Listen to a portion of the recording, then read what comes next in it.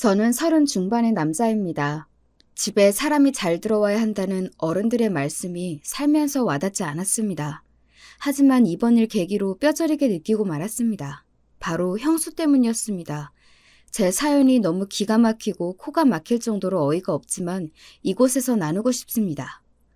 저에게는 7살 많은 형이 있습니다. 형은 어린 시절부터 공부도 잘하고 성격도 좋은 편입니다.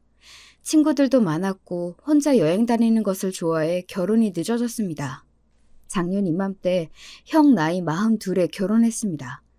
저도 결혼한 상태였기에 우리 형제는 모두 짝을 찾았는데요. 형은 여행을 그만두고 늦게나마 전공을 되찾아 변호사가 되었고 저도 건설회사에 입사해서 평범하게 회사 생활을 하고 있었습니다. 평소 저는 형을 유달리 따랐기에 좋은 사람이 형수가 되었으면 좋겠다고 생각했습니다. 그런데 사람 일은 뜻대로 되는 것이 하나도 없더군요. 저는 형보다는 3년 정도 먼저 결혼했습니다. 아내는 선배가 입원해 있던 척추 전문병원 간호사였습니다. 허리 디스크로 입원하게 된 선배 때문에 자주 방문하다 서로 첫눈에 반해 사귀게 되었고 1년여 만남 끝에 결혼까지 하게 되었습니다. 조용하고 맡은 바 일을 열심히 하는 아내가 무척 사랑스러웠습니다. 게다가 아버지와 외할머니께 진심으로 위하는 모습에 늘 고마워하면서 살고 있었습니다. 저는 지금 어머니가 안 계십니다. 슬프게도 5년 전 형이 변호사가 되자마자 교통사고로 돌아가셨고 그때부터 아버지가 엄마의 엄마인 외할머니를 모시고 살았습니다.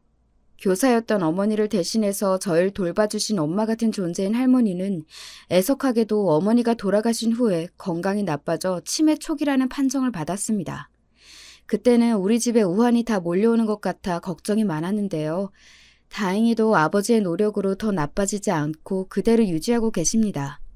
저도 어린 시절 늘 할머니와 함께 자고 먹고 하는 통에 정이 참 많이 들었습니다. 하지만 가끔 너희 엄마는 어디 있니? 아직 퇴근 전이니? 언제 오는데? 이렇게 말씀하시기 때문에 눈물이 핑 돌기도 했습니다. 하지만 제 아내가 오면 할머니 표정이 밝아지세요. 제 아내가 좋아하는 반찬도 만들어 드리고 할머니와 목욕탕도 함께 가니 저는 늘 고마웠습니다. 저처럼 건설회사에 다니신 아버지는 퇴직금과 저축, 어머니 보험금을 합쳐 건물을 하나 사셨습니다. 지인 소개로 구매한 구청 근처의 8층 건물이었습니다. 형수는 그 건물에 입주한 치과 의사였습니다. 형의 변호사 사무실도 거기에 있었기에 두 사람은 자연스럽게 연결이 되었다고 합니다. 아버지는 한시름 놓았다며 엄마 묘 앞에서 우실 정도로 형제의 결혼을 바라셨는데요. 평생 혼자 살겠다던 형이 결혼할 여자를 집에 데리고 온다고 할 때 저와 제 아내는 무척 기뻤습니다. 엄마를 보내고 나서 저만 좋은 사람과 함께 사는 것이 괜히 미안하기도 했었기 때문입니다. 치과 의사라는 직업보다 형수가 아내보다 한 살이라도 위라서 다행이구나 싶었습니다. 동서지간에도 서열이 있는데 나이가 많은 형님한테 존대하는 것이 편하니까요. 인사 오는 당일 식사 준비를 도우미 아줌마가 한다고 해도 아내가 퇴근 후 음식을 직접 만들어서 상을 차렸습니다. 정성이 고맙다며 아버지가 좋아하셨습니다. 형은 번거로우니 외부에서 밥을 먹자고 했지만 자신도 할머니가 끓여주신 만둣국이 너무 맛있어서 결혼을 결정했다고 우스갯소리도 하더군요. 솜씨는 없지만 형님을 위해 집밥 차려드리겠다는 아내의 뜻이었습니다. 형수는 형보다 12살 어리지만 부동산에 관심이 많다고 했습니다. 게다가 활달한 성격으로 첫인상은 호감형이었습니다. 그러나 화려한 의상도 그렇고 제가 보기엔 외모를 많이 가꾸는 편으로 보였습니다. 도자기 같은 피부에 물미역 같은 긴 머리카락, 완벽한 메이크업, 텔레비전에 나오는 아이돌 같은 느낌이었습니다. 아무튼 수수한 제 아내와는 좀 달랐습니다. 안녕하세요. 3층 치과 운영하고 있습니다. 이 아프시면 언제든지 오세요. 웃는 얼굴에 침 못 뱉는다고 하는 말이 있듯이 서글서글 계속 웃는 얼굴의 형수는 조용하게 할 말만 하는 아내와도 다른 모습이었죠. 그러다 제 아내가 자신을 간호사라고 소개했습니다. 이때 형수가 픽 하고 웃는 겁니다. 간호사? 이러고 혼잣말을 내뱉기도 하고요. 제가 옆에 앉아 있었기에 몇 초간의 이런 장면을 보았는데요. 가족들은 눈치채지 못했지만 저는 분명 보았거든요. 그러다 저를 의식해서인지 표정을 싹 바꾸고는 이렇게 말하는 게 아니겠습니까? 하긴 직업엔 귀천이 없으니까요. 힘드시겠어요. 그래도 옛날에는 간호원이라고 하던 시절도 있었대요. 지금은 간호사라고 하니까 그나마 낫잖아요. 이러는 게 아닙니까? 간호원이라니요. 그게 할 소리입니까? 첫 만남인데 뭐라고 할 수도 없었습니다. 다들 농담이라고 여기고 웃기만 했는데요. 지금 생각하니 그때라도 기분 나쁨을 표현했어야 하는데 안타깝더라고요. 그때부터 아내를 서서히 무시한 것이 아닌가 싶었습니다. 자기는 의사라 이건가요? 의사면 간호사 위에 서는 것도 아닌데 엄연히 위치나 하는 일이 다르다는 것은 유치원생도 아닌 건 아닙니까? 그래도 당사자인 형은 좋아 죽겠다는 표정을 짓고 있으니 제가 입을 다물 수밖에요. 아버지는 방글방글 웃는 첫째 며느리감이 마음에 드셨는지 당장 결혼하라고 하시더라고요. 상견례 때는 제가 오픈 예정인 아파트 때문에 바빠서 가지 못했으니 어떤 짓을 했는지는 모르겠지만 별탈 없이 끝났다는 아내의 말을 믿을 수밖에 없었습니다. 하지만 며칠이 지난 어느 밤 침대에 누워 아내가 입을 열었습니다. 상견례 날 기분이 묘한 일이 있었어. 잊어버리려고 해도 자꾸 생각나서 형님이 자기 집안은 거의 다 의사인데 동선의 집은 간호사만 있네 하고 웃더라고. 하긴 우리 사촌 언니도 간호사이고 우리 올케도 간호사지만 이러는 건 아니겠습니까? 의사 집안이면 의사 집안이지 얼마나 자랑했으면 아내가 이러는 걸까 싶었습니다. 사람이 웃는다고 다 좋은 뜻은 아니잖아요. 막 비웃는 듯이 웃는 것이 더 기분이 나쁜 법입니다. 한 번만 더 그러면 형수한테 따끔하게 한 소리 하겠다고 했습니다. 그러니 아내는 참으라고 하더군요. 결혼한 새댁한테 한마디가 상처가 되는 법이라고 기분이 나빴다고 하면서도 형수 편을 드는 아내를 보니 갑자기 속상했습니다. 도대체 그 형수는 왜 그러는 걸까요? 주변에도 의사인 친구가 있지만 간호사를 무시하는 일은 없던데 말입니다. 아무튼 형수는 이해가 되지 않았습니다. 더 기분 나쁜 것은 바로 결혼식이었습니다. 제주도에서 작은 결혼식을 하겠다고 하더니 막상 가서 보니 성대한 결혼식이었습니다. 바다가 보이는 호텔 잔디밭에서 오케스트라 협연부터 비싼 생화 장식에다 바다까지 만찬, 심지어 가수까지 초청해 축가를 부르더군요. 마치 외국 영화에서 보는 장면 같았습니다. 예식장에서 20분 만에 해결한 저희가 어색할 정도였습니다. 게다가 직계 가족만 모인다고 해서 제 장모님하고 장인어른도 못 오셨는데 형수 당신의 가족들은 사돈의 8촌까지 비행기를 타고 왔습니다. 비용이 얼마인지 어마어마할 텐데 모두 형이네 모양이었습니다. 아내가 좋으면 처가댁 말뚝에도 절을 한다지요. 비용 괜찮아? 하고 물으니 형이 알아서 한다고 하니 제가 뭐라고 할 만한 상황은 아니었습니다. 문제는 가족 사진이었습니다. 식이 끝나고 신부와 신랑 가족들이 모여 찍는 사진 말입니다. 일단 식구가 많은 형수네 가족부터 찍기 시작했습니다. 대대로 의사 집안이라고 했던 형수였기에 얼마나 대단한지 제가 사람들을 하나씩 바라보았습니다. 나중에 아버지에게 들으니 집안의 의사가 수두룩해서 종합병원을 차려도 된다는 말을 상견례 자리에서 했다고 하던데 결혼식장에서는 의사 가운 입고 오는 건 아니니까 누가 의사인지 알 수는 없더군요. 요란하게 형수 가족들이 사진을 찍고 있는 가운데 할머니께서 갑자기 화장실에 가고 싶다고 말씀하시더군요. 속 깊은 제 아내가 먼저 일어나 모시고 가긴 했습니다. 그런데 화장실에 간 지 한참이 흘러도 오지 않더군요. 저는 할머니가 실수하셨나 싶어 걱정되었습니다. 신랑 쪽 가족분들 나오세요. 그때 우리 가족들 나오라는 이야기가 들렸습니다. 이 부분은 형수가 의도적으로 그런 그것은 아니었지만 아내와 할머니가 올 때까지 조금만 기다려 달라고 해도 순서가 밀렸다며 형수가 거부했습니다. 서방님 그냥 찍죠. 일단 할머니랑 동서오면 다시 찍으면 되니까요. 안 그래도 시간이 지연되네요. 저희 신혼여행도 가야 하는데. 방글거리며 말하는데 싫다고 맺힐 수도 없는 노릇이었습니다. 형도 시간이 없다며 난감한 표정을 지으니 새 남자와 형수가 가족 사진이라고 하며 찍혔습니다. 결국 아내는 사진기사가 철수할 때까지 오지 못했습니다. 아내는 할머니가 피곤하신지 호텔 로비 소파에 앉아 눈을 붙이셨고 핸드폰을 넣은 가방을 저한테 맡기고 가서 연락 못했다고 했습니다. 잠깐 조는 할머니를 깨우기도 뭐해서 그냥 옆에서 기다렸다고 하는 아내에게 생글거리며 형수가 말하더군요. 아유 동서 나중에 가족 사진 찍지 뭐. 좋은 사진관에서. 형수는 뭐가 좋은지 아내랑 할머니가 없이 사진 찍어놓고 좋다고 웃었습니다. 암튼 중대한 사안은 아니지만 저는 뭔지 모르게 섭섭했습니다. 철수한 사진기사야 다시 부르면 되는 거 아닙니까? 아내와 할머니가 오는 모습을 보고서도 형수는 일정대로 해야 한다며 다른 곳으로 가버려 놓고 가족 사진 어쩌고 이야기하는 것이 거슬렸습니다. 그래도 설마 같이 찍기 싫어서 그런 건 아니겠지 싶어 넘어갔습니다. 그 후에 엄마 기일이 되어 제사를 준비해야 했습니다. 아버지는 며느리들이 다 바쁘니 도우미 아주머니랑 자신이 제사 음식을 준비하겠다며 걱정하지 말라고 그러시더군요. 그래도 제 아내는 퇴근 후 달려가 밥이라도 했습니다. 제사 지낼 때 되니까 형수가 오더라고요. 제가 퉁명하게 쳐다보니 오늘 야간 진료라 늦게 왔다며 또 생글거렸습니다. 동네 치과인데 하루쯤 미룰 수도 있는 것 아닌가 싶었지만 저도 그러지 못했으니 입을 닫았습니다. 제사상을 물리고 설거지는 아내가 거의 도맡아 했습니다. 과일을 내온다며 부산을 떨긴 했지만 아무것도 안 하고 왔다 갔다가 하는 것이 뻔히 보였습니다. 결혼했다고 무조건 우리 집안일을 하라는 건 아닙니다. 다만 제 아내가 우리 집안일 하는 것은 당연하다고 바라보는 형수의 시선이 거슬린다는 겁니다. 재수 씨 고생이 많네요. 이 사람이 공부만 하고 집안일은 완전 젬병이에요. 세탁기 사용법도 몰라요.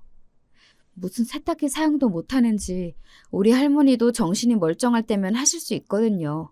아무튼 형이 현수펜을 드니 저도 가만히 있으면 안 되겠다 싶어 한마디 꺼내려는데 아내가 막아섰습니다. 네, 배우면 되겠죠. 그죠, 여보? 저한테 조용히 하라고 찡긋거리더라고요. 엄마 제삿날 서로 싫은 소리 하다가 싸움이 날 수도 있다고 조심하라는 아내 신호에 저는 조용히 있었습니다. 하지만 형수는 끊임없이 제 아내에게 도발하더군요. 갑자기 자신이 아끼던 화장품과 옷을 가져왔다고 쇼핑백을 내밀었습니다. 이제 집안 행사할 때 좋은 옷도 입고 화장도 해 동서. 지금 진짜 아니다. 이제는 나도 이 집의 가족이잖아. 내 얼굴도 세워줘야지. 퇴근하고 헐레벌떡 달려온 내 아내한테 아나운서처럼 화장을 곱게 하고 딱 붙는 정장을 입고 와놓고 인형처럼 가만히 앉아있는 형수가 할 말은 아니다 싶어 참다 결국 제가 나섰습니다. 형수님, 그게 무슨 말씀이세요? 진짜 아니라니. 뭐가 아니란 겁니까? 어머 여보 그만해. 옷이랑 화장품 내가 갖고 싶었던 거야. 감사해요 형님. 아내는 제 눈치를 살피며 쇼핑백에서 옷이며 화장품을 꺼내서 좋다고 했습니다. 아니요, 제 아내 취향 제가 알거든요. 요란하고 화려한 스타일은 싫어하고 화장품도 거의 색조는 하지도 않는데 무슨. 암튼 엄마 제삿날이니 참으려고 해도 부하가 치밀었습니다. 옷이랑 화장품 내가 아끼는 거라니까. 동서가 안목이 거의 없는 게 아니구나? 당신도 참 다음에 새 것으로 사드려. 어? 죄송해요, 제주씨. 결국 형이 나서서 아내와 저한테 사과하는 통에 저도 입을 닫고 말았습니다. 형은 집으로 가는 길에 저한테 아내에게 좋은 옷이랑 화장품 사드리라며 돈을 주려고 하더군요. 말이라도 예쁘게 하면 누가 뭐라고 합니까? 서로 안 입고 안 쓰는 것들 환경보호 차원에서 받아도 됩니다. 하지만 사람을 은근히 무시하면서 주는 것은 아니지 않습니까? 형수는 다른 사람한테는 말도 잘하고 기분도 맞춰주는 말도 잘합니다. 아버지한테도 사근사근 웃어가면서 아버님 하고 저한테는 할머니께 아니 도우미 아주머니에게도 예의 있게 하는데 왜 제 아내한테만 그러는 걸까요? 아내에게 면박 주고 무시하고 기분을 상하게 하는 경향이 있었습니다. 마치 간호사한테 당한 것이라고 있는 사람처럼 내 아내한테만 신경 긁는 소리만 해대고 있으니 제가 미칠 노릇이라는 겁니다. 게다가 방글방글 웃으면서 말이죠. 형수한테 도대체 왜 그러냐고 따지고 싶었지만 그 자리에서는 괜히 아내 기분만 상하게 하는 것 같아 입을 닫고 말았습니다. 다음 날 아내를 백화점으로 끌고 가서 사고 싶은 옷이랑 화장품을 사줬습니다. 처음에는 비싸다고 싫다고 했지만 제가 안 사면 형수랑 한판 뜨겠다고 하니 결국 마음에 드는 것을 고르기 시작하더군요. 그동안 해준 것도 없어 미안하기만 했는데 형수까지 무시하는지 더 미안해서 죽을 맛이었습니다. 그래도 형수 때문에 자신만 수지 맞았다며 아내는 백화점 주차장에서 빙그레 웃었습니다. 아내가 웃으니 제 마음도 조금은 편해지더군요. 그때부터 형수와 거리를 둬야겠다 결심했습니다. 자꾸 만나면 감정만 상할 테니까요. 어머니 제사 다음 날 저는 아버지한테 이야기도 해보았습니다. 형수가 자신의 의사라고 제 아내를 무시한다고 하지만 아버지는 웃으시며 저희 괜한 자격지심이라고 말씀하시더군요. 형수가 아무 생각 없이 하는 말을 가슴에 담지 말라고 하시며 그동안 엄마 돌아가시고 형의 마음고생이 심했다며 형수를 만나 안정도 되는 것 같으니 저보고 오히려 형 내외가 잘 살게 도와주라고 하셨어요. 저도 엄마가 그렇게 가셔서 마음고생 많이 했거든요. 그때 아내가 아니었다면 지금은 일상생활도 하기 어려웠을 겁니다. 그렇게까지 말씀하시니 저는 한숨이 나왔습니다. 형수와 부딪힐 일을 최소화하려고 노력했습니다. 일부러 형수가 본가에 오지 않을 때만 저희 내외가 방문할 정도였습니다. 그런데 드디어 일이 터지고 말았습니다. 바로 할머니의 생신날 있었던 일입니다. 형수는 결혼하고 처음 맞이하는 할머니 생신이라 근사한 곳으로 초대하고 싶다고 했습니다. 호텔에서 하룻밤을 보내고 식사도 하고 풀파티 형식으로 진행하고 싶다나요? 형이랑 둘이 하면 될 것을 왜 할머니 생신날 한다는 건지 이해는 되지 않았습니다. 요사이 형이 바빠서 겸사겸사 놀고 싶기도 하고 할머니한테 잘 보이고 싶은 마음에 형수 혼자 신나게 계획을 세웠지만 할머니는 갑자기 콩국수가 드시고 싶다고 했습니다. 그것도 예전에 사시던 곳에서 먹던 콩국수 집에서 말입니다. 호텔이라고 하면 제주도에서 가봤다며 자신의 생일날에는 먹고 싶은 콩국수 이야기만 하시는데 제 아내가 나설 수밖에 없었습니다. 아쉽게도 할머니가 가고 싶다는 곳은 폐업했고 근처에서 그 가게 사장 자녀들이 하는 곳을 겨우 찾아냈습니다. 서울 근교 유원지였고 다행히 방갈로 같은 방도 있다고 하니 거기라도 모시고 가자고 했습니다. 형수는 이미 예약했다며 펄펄 뛰었습니다. 자신의 일정을 거부하고 이상한 유원지에 콩국수를 먹을 수는 없다고 했지만 할머니의 뜻을 꺾지 못했습니다. 일단 제 차로 할머니와 아버지, 아내가 이동했습니다. 근처에 계곡도 있고 산도 보이는 곳이었습니다. 메뉴도 콩국수 이외에 수육이나 백숙도 있어 다양하게 시켜보았습니다. 예약한 방에다가 과일이며 떡을 차려놓으니 생일상이나 다름없었습니다. 뒤늦게 형 내외가 도착했고 우리는 소박한 할머니의 생일 파티를 시작했습니다. 이때 엄마가 있으면 얼마나 좋을까 싶었습니다. 형은 그동안 바빠서 집안 행사에 참석하지 않았는데 결혼하니 이렇게 다 모인 거라며 아버지와 할머니가 좋아하셨습니다. 그 집 콩국수 너희들 엄마가 제일 좋아한 거야. 그때랑 맛이 비슷하네. 좋구나. 할머니는 엄마가 그리워서 콩국수 이야기하신 모양이었습니다. 비슷한 맛을 재현하는 곳을 찾아냈다고 아내를 칭찬하셨습니다. 할머니 때문에 호텔 파티 위약금까지 냈다며 약간 투정하듯 이야기하던 형수도 이내 입을 닫았습니다. 형수는 아까 이 가게에 들어서자마자 인상을 구겼습니다. 드레스 같은 원피스가 흙바닥에 쓸리니 기분이 상했을 겁니다. 서울 근교 유원지라고 몇 번이나 말했는데 궁전 파티도 아니고 왜 저렇게 옷을 입은지 모를 일입니다. 그래도 맛있는 것은 알아서 국산 콩 같다며 콩국수는 한 그릇 먹긴 했습니다. 그것도 그럴 것이 우리 엄마가 좋아한 거래 많이 먹어 하면서 형이 다정하게 속삭이는데 남길 수는 없었겠죠. 그 모습을 사랑스럽게 바라보는 형의 얼굴을 보니 형수를 좋게 봐야겠구나 싶었습니다. 아내한테만 재수없는 언행만 안 한다면 말이죠. 콩국수를 잘 먹고 과일이나 떡까지 먹고는 더 이상 들어가지 않으니 미리 준비한 백숙은 포장까지 했습니다.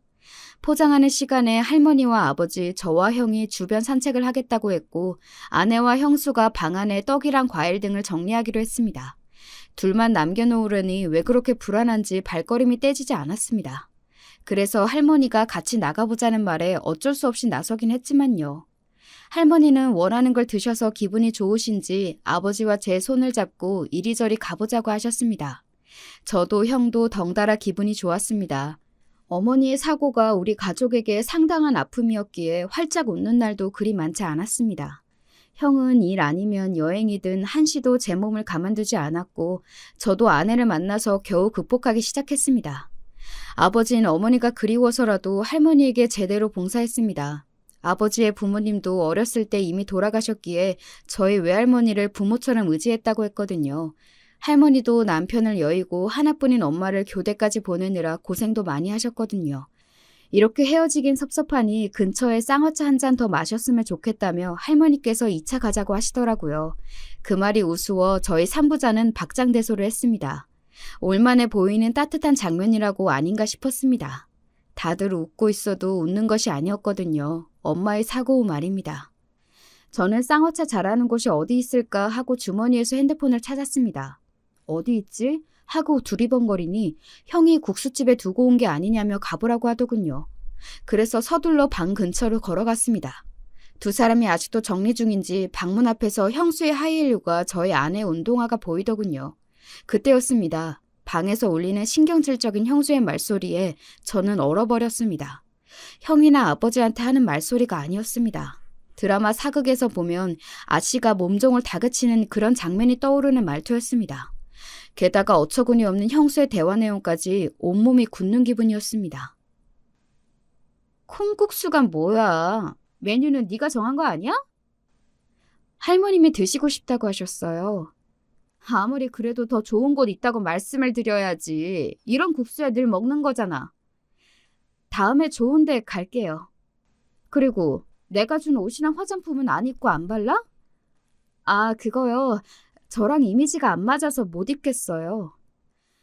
아, 진짜 너랑 급이 안 맞아서 못 다니겠다. 내 친구도 얼마 전 결혼했는데 동서는 같은 의사라서 그런지 척하면 착하고 알아듣는데 너는 정말 답이 없어. 네? 솔직히 사람들이 동서 뭐 하는 사람이냐고 묻는데 뭐 하는지 말도 못해. 서방님도 대기업인데 어디서 널 만났대? 형님 그만하세요. 말이 너무 심하시네요. 진짜 너랑 다니는 거 급이 안 맞아서 안 돼. 쪽팔려 죽겠어. 여기까지 듣는데 제가 다 살이 떨리고 호흡이 가빠지기 시작했어요. 당장 저는 방문을 열어버리고는 벼락까지 소리를 질렀습니다. 형수, 지금 뭐라고 하셨어요? 네? 제가 화를 내며 성큼성큼 걸어 들어오니 아내가 더 놀라며 제 앞을 가로막았습니다. 나중에 물어보니 한 대 칠 듯이 덤비는 모습에 오히려 아내가 시겁했다고 하더군요. 하지만 형수는 아랑곳 없이 또 배시시 웃는 거 아니겠습니까? 어머, 서방님, 왜요? 웃는 얼굴을 보니 더 화가 치밀어 올랐습니다. 마침 형도 저를 따라 방으로 들어오길래 냅다 소리를 질렀습니다. 형수 관리 좀 해. 한 번도 아내 무시하면 그땐 형이고 뭐고 없어. 죽을 줄 알아. 저는 태어나서 형한테 대들거나 반항한 적이 없었습니다. 그런데 죽여버린다는 협박까지 하다니요. 저희는 나이차가 있는 형제지간이지만 서로 싸운 적도 없었습니다. 형이 저한테 심하게 대한 적도 없었거든요. 형은 제 행동과 말에 어이가 없어하며 멍하게 바라보더라고요. 당장 할머니와 아버지가 안 계셔서 다행이라고 생각이 들었습니다. 저도 제가 뱉은 말에 당황했지만 형수가 한 말은 기가 막힌 것 아닙니까? 뭐라는 거니 지금 형한테, 어? 형수가 뭐라고 한 줄 알아? 저는 재빨리 형수가 제 아내한테 했던 말을 다시 형에게 들려주었습니다. 자초지종을 들은 형은 아무 말 없이 형수를 데리고 집으로 돌아갔습니다. 저는 아버지와 할머니에게 급한 일이 생겨 형 내외가 돌아갔다고 말하고는 할머니의 파티를 끝냈습니다. 집으로 돌아와서도 분이 풀리지 않았습니다. 제 아내가 잘못한 일도 없는데 그렇게 매도당하는 것은 어이가 없었습니다. 형님이나 아주버님한테 화내고 대들지 마요. 나한테 하나도 도움 안 돼요. 다음에는 내가 한마디 할 거니까 제발 먼저 나서지 마요. 그리고 아주머님한테 말 심하게 한 거 먼저 사과해요. 죽긴 뭘 죽어. 아내는 형수와 자기의 문제는 둘이 풀어볼 테니 형제끼리 싸우지 말라고 했습니다. 아내의 말이 맞긴 했습니다. 여자들 싸움이 형제 싸움이 되고 곧 집안끼리 싸움이 되니 제발 그러지 말라고. 아내에게 계속 잔소리를 들은 저는 형에게 말이 너무 심했다며 사과 문자를 보냈습니다. 그 후 형은 형수도 미안하게 생각한다며 다신 그런 소리 하지 않겠다는 전화 연락을 받았습니다. 제 아내에게 형수가 직접 사과하는 것이 좋겠다고 형에게 말했습니다. 형이 망설이다 알았다고 했습니다. 하지만 형수는 대면도 아니고 전화도 아닌 문자로 아내에게 미안하다며 사과했고 아내도 마지못해 사과를 받아들였습니다. 아무튼 콩국수 집에서 형수 망언 사건은 이렇게 마무리되었습니다. 문자 몇 개로 미안하다고 하는 형수는 여전히 얄미웠지만 어쩌겠습니까?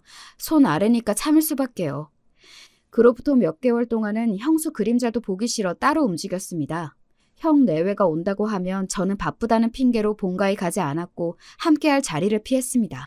아내를 무시하는 것은 바로 저를 무시한다고 생각했습니다. 그렇게 그 일은 서서히 잊혀갈 무렵 회사에 근무 중인 저에게 전화가 걸려왔습니다. 바로 형수였습니다. 근처에 볼 일이 있었거든요. 저녁이나 먹을래요? 서방님, 저번 일도 있고 사과의 의무로 제가 살게요. 사과라는 단어에 저는 마음이 흔들렸습니다.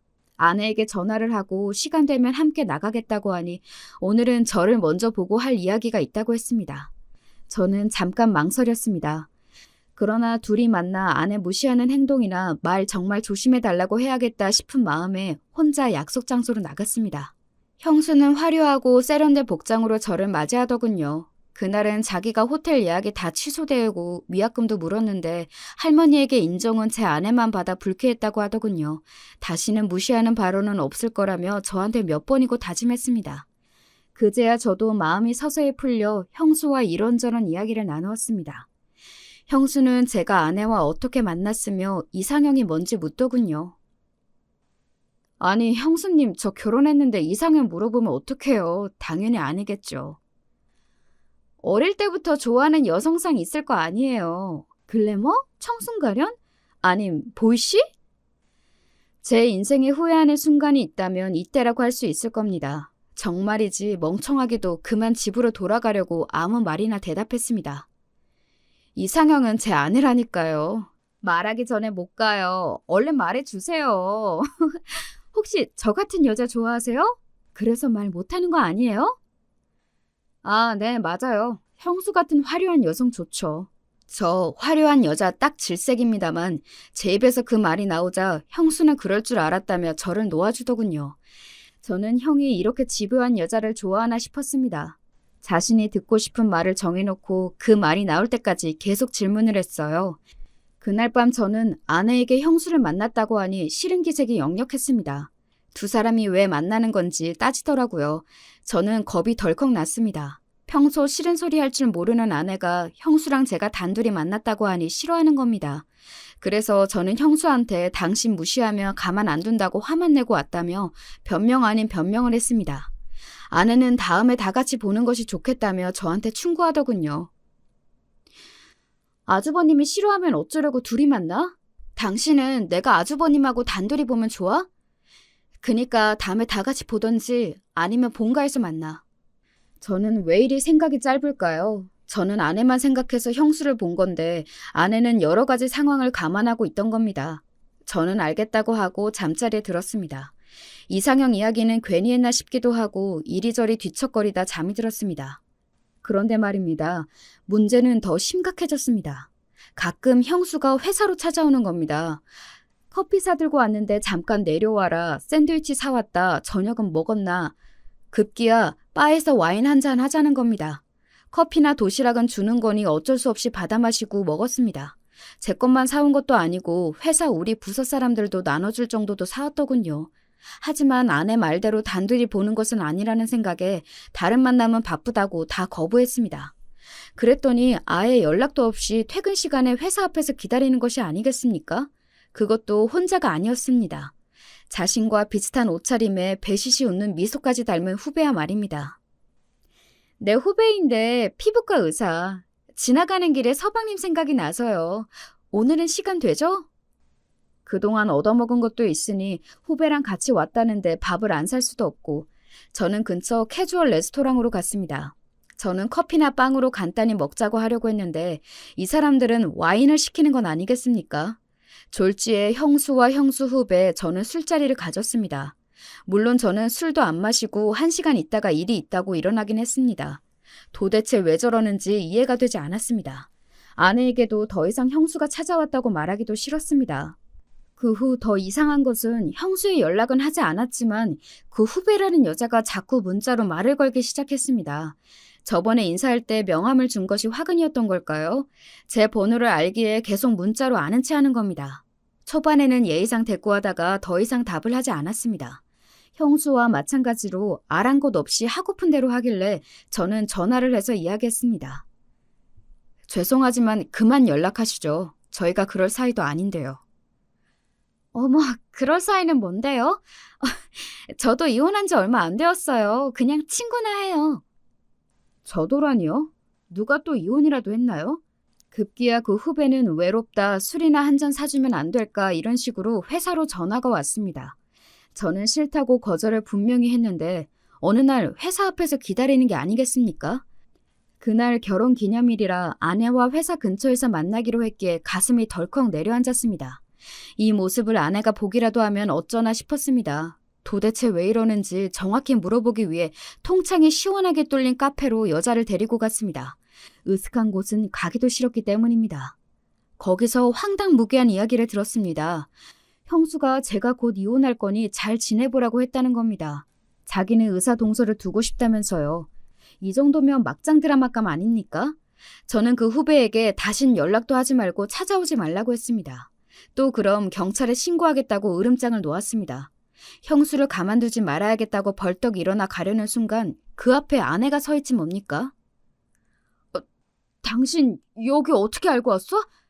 어떻게 된 상황이냐면 제가 입을 떼기도 전에 아내는 돌아서서 뛰쳐나가더라고요. 저도 쫓아보았지만 길에서 아무 택시나 잡아 황급히 사라졌습니다.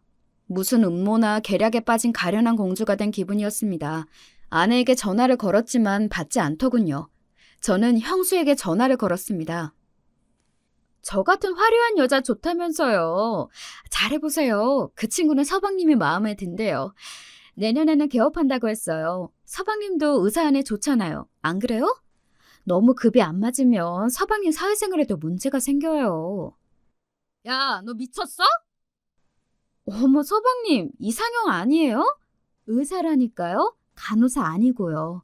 친구로 지내보세요. 그러다 2년이 닿으면 오빠가 여보 당신 되는 거죠. 뭐라고? 완전 미쳤네, 이 여자가.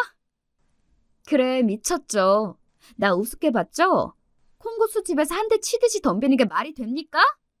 그날 우리 이혼할 뻔했어요. 알아? 나 그때 결심했어요. 서방님 이혼하는 꼴 내가 봐야겠다고 말이죠. 이참에 아내 바꿔요. 수준이 낮아도 원, 간호전무대 나온 애랑 내가 동서지간이 되는 게 말이 되냐고요.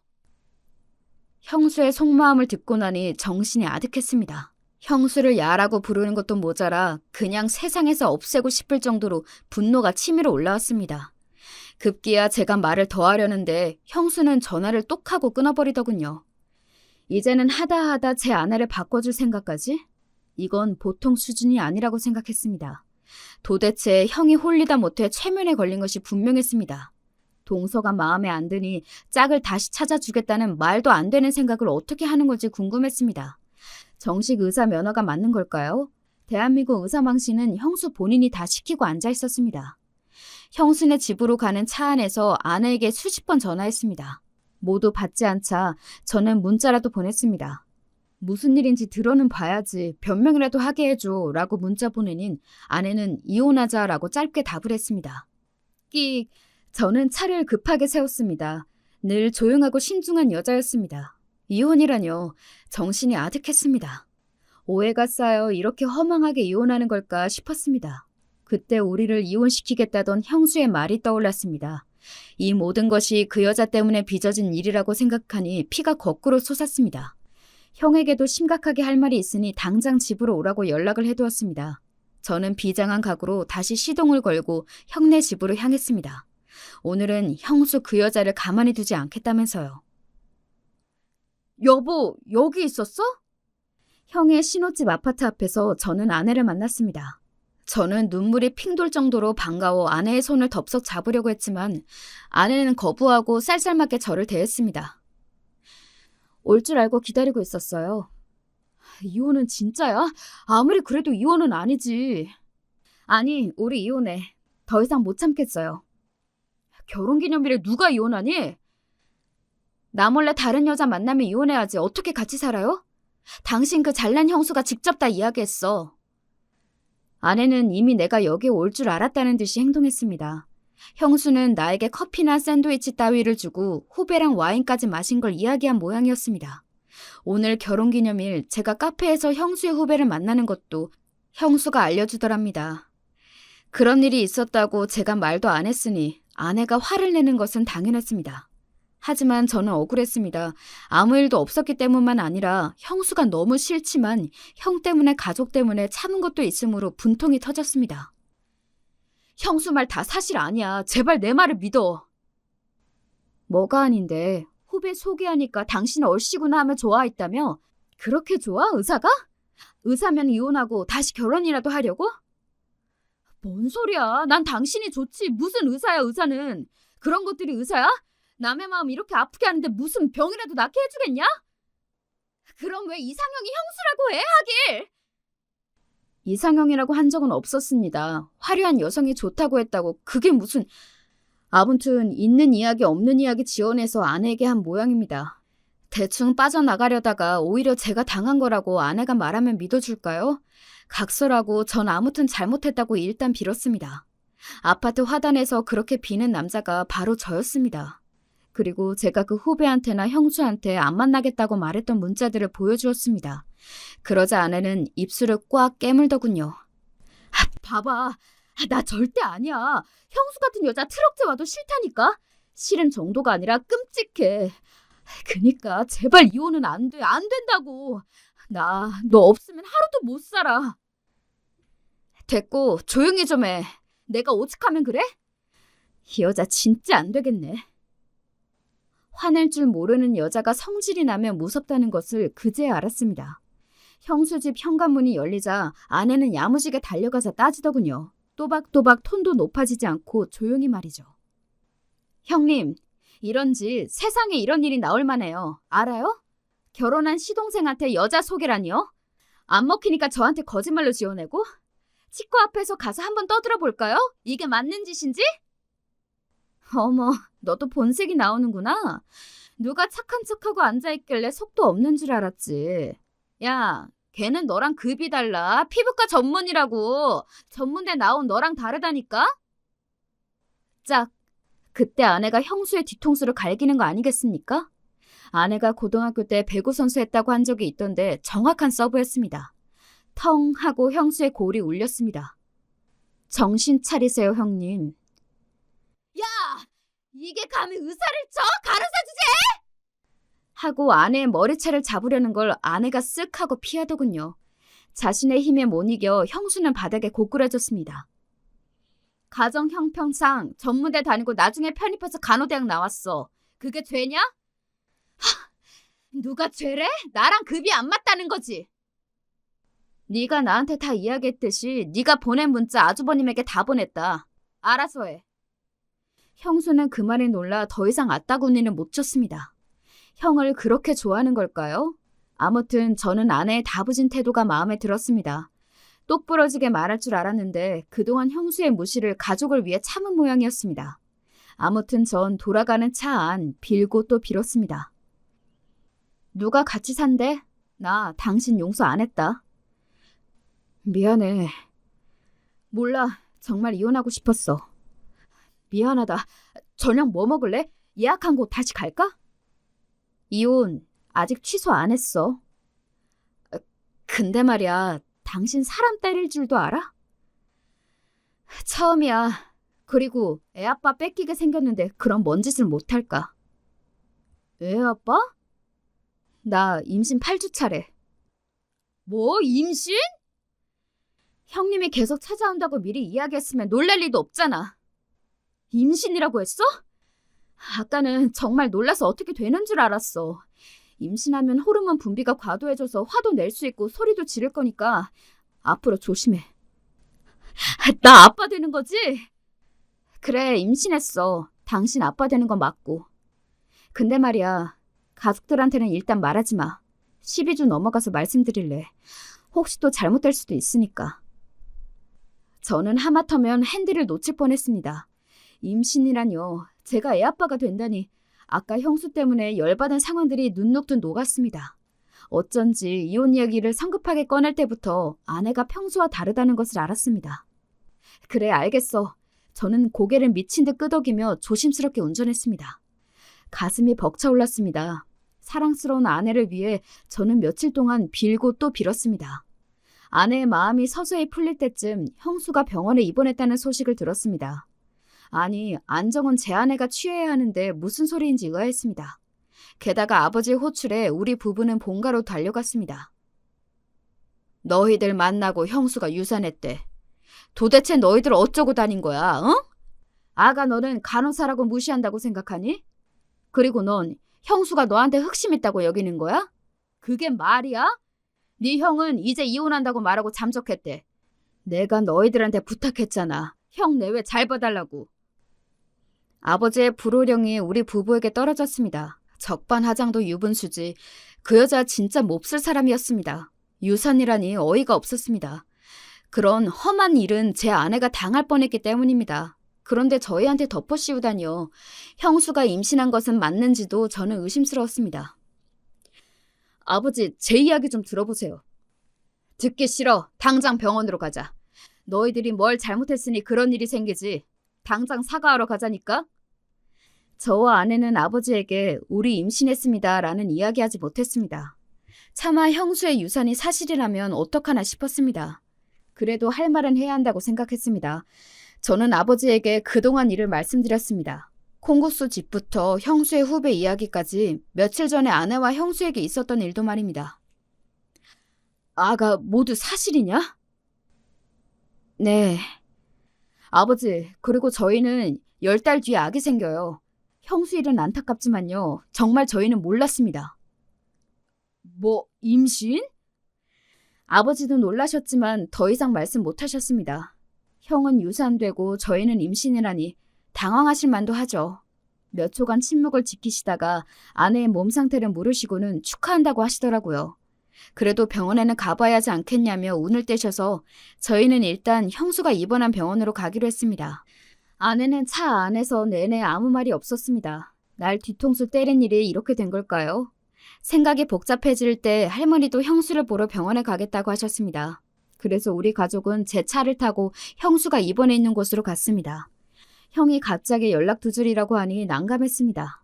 형은 화가 나고 속이 답답하며 무작정 여행을 떠나는 버릇이 있었습니다. 아무튼 병원으로 가는 차 안은 냉기가 감돌았습니다. 아버지가 된 후에는 다른 아기가 잘못되었다는 말만 들어도 가슴이 철렁했습니다. 형수 집까지 찾아가지 말 걸 그랬나 온갖 상념이 저를 사로잡았습니다. 병원에 도착하니 형수는 VIP 입원실에 있다고 하더군요. 형수의 작은아버지가 근무하는 종합병원이었습니다. 병원 앞에 다다르자 할머니께서 갑자기 큰 실례를 하셨습니다. 할머니의 상태가 요즘은 나빠지고 있는지 배변 실수를 자주 하셨습니다. 그러나 아내는 치매 탓이 아니라 긴장하고 놀라면 그럴 수 있다고 했습니다. 형수의 유산이나 형의 잠적 이런 상황들이 할머니를 힘들게 한 모양이었습니다. 게다가 저희의 임신은 타이밍이 좋지 않아 보여 안타까워하셨습니다. 내가 낮에 뭘 잘못 먹었나 큰일을 봤네. 어쩌니. 아니에요 할머니. 제가 도와드릴게요. 그래 오냐. 미안해. 아내는 괜찮다며 병원 화장실로 할머니를 모셨고 저는 근처 속옷 가게로 달려가 갈아입을 것들을 사러 갔습니다. 아버지는 먼저 형수를 만나보겠다고 올라가셨습니다. 할머니는 아내의 능숙한 대처와 다독이는 태도 때문인지 다시 정신을 차리게 되셨고 옷도 다 갈아입으셨습니다. 병원 로비에서 물을 나눠 마시며 안정을 취하는 사이 아버지가 얼굴이 굳은 채 내려오셨습니다. 저희도 올라가 볼게요. 많이 안 좋다고 하나요? 안 가도 된다. 다시 집으로 가자꾸나.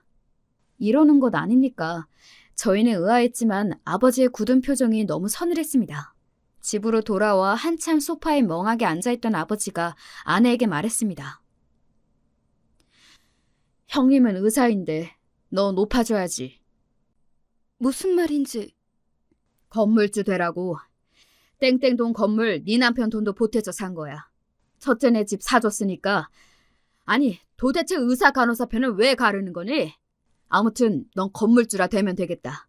그렇지? 아버지의 선언에 저희는 당황했습니다. 생각해보면 땡땡동 건물 3층 세입자가 형수였습니다. 만약 제 아내가 건물주가 되면 형수는 약이 올라 죽을 텐데 저는 문득 병실에서 어떤 일이 있었는지 궁금해졌습니다. 임신 축하 파티라도 하자며 아버지는 일어나 아끼시던 양주를 꺼내셨습니다. 알고 보니 아버지가 병실 안으로 들어갔을 때는 형수가 화장실에서 누구와 통화를 하고 있던 모양이었습니다. 열받아서 유산했다고 뻥쳤어. 남편 시동생하고 그 간호사 그년이 둘이 때로 덤비더라. 게다가 그날 밤에는 남편도 실망했다고 그러지. 게다가 연락도 안 돼. 방법이 없잖아. 거짓말이라도 쳐야지. 말이 나와서 그렇지. 난 진짜 간호사 그년하고 급이 달라서 같이 있기 싫다니까.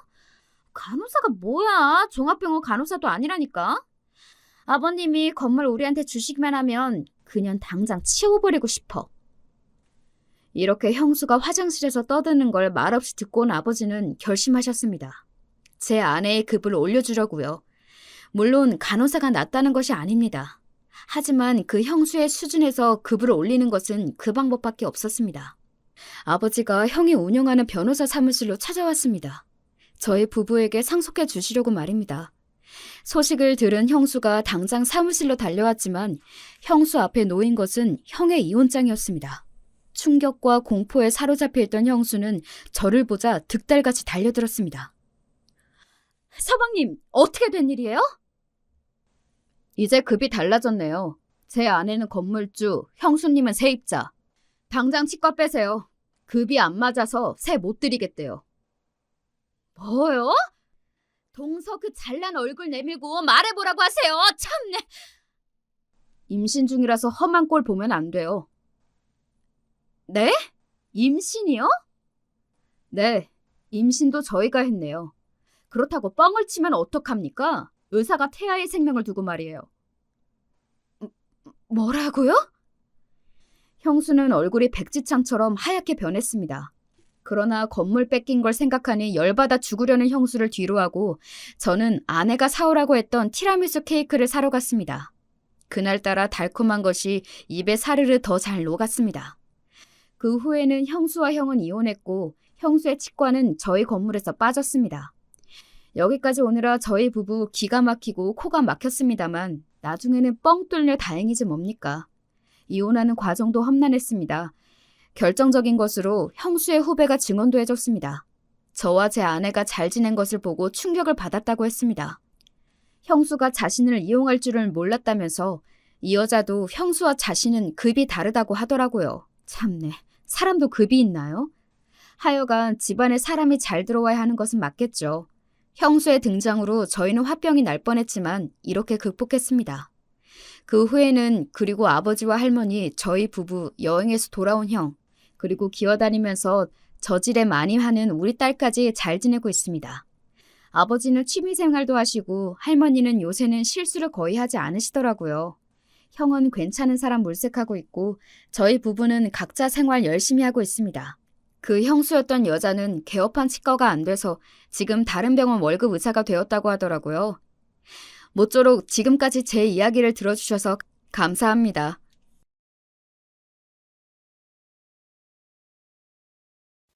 안녕하세요.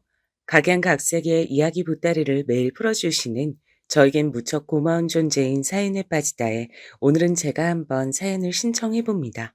꿈 많고 혈기왕성하기만 했던 소녀 시절이 그리고 아가씨 때가 꼭 엊그제 같은데 이젠 나이가 꽤 지긋하게 들어버린 여자기 때문에 이야기를 풀어내는 게 미흡하더라도 너그러운 마음으로 감안을 해주세요. 저는 오남매 중에 둘째로 태어났어요. 제 위에 있는 장남인 오빠가 어릴 때부터 성정이 좀 되바라진 사람이었어요. 젊은 시절을 속된 말로 아주 한량, 양아치처럼 보냈죠. 유년 시절 중에서 딱 4년을 집안 사정으로 오빠가 큰 고 못되게 보내져서 지냈었는데 그게 뭔가 영향을 미친 것이 아니었겠냐고 자꾸만 친정 부모님께선 그쪽으로 추측을 하셨지만 진실은 지금도 알 길이 없네요. 이렇듯 잘나디 잘나신 오빠를 둔 덕분에 그 바로 아래인 제가 장녀 노릇을 아주 톡톡히 해야만 했었죠. 집안 형편이 썩 좋질 못했었거든요. 한 푼이라도 더 벌기 위해 공사다망하셨던 친정 부모님이셨으니 제가 셋이나 되는 동생들을 일찍부터 다 돌보며 지냈습니다. 지금 생각해보면 저는 못난이 오빠를 대신해서 친정 엄마께 힘이 되어드리고 싶은 장녀가 되고 싶단 바람과 인정과 애정을 다른 형제들보다 더 받고 싶다는 욕구가 기본적으로 있었던 듯 싶어요. 그러니 아주 사명감을 갖고 집안일을 했던 것이겠죠. 동생들은 말을 지지리도 안 들었습니다. 여동생이고 남동생이고 다 똑같았어요. 이것들이 나중에 세월이 다 흘러서 각자가 어렸을 적에 제 말을 착하게 잘 들었다고 주장하고 있는데요. 이것은 일방적인 주장입니다. 저는 결코 받아들일 수 없는 주장이죠. 어려웠던 시절이었고 네 입이 입이면 내 입도 입인 법인데 꼭 자기들만 배고파 죽겠다고 하면서 제 몫에 먹을 것까지 싹 다 훔쳐먹던 동생들이었다니까요. 얼마나 얄미웠던지 모릅니다. 그런 주제에 집안 장남은 자기들 눈으로 봐도 아니올시다 하니까 꼭 장녀 타령만 하면서 저한테 달라붙어댔어요. 전 그래서 항상 하루는 너무 짧고 금방 간다는 생각을 하면서 자랐답니다.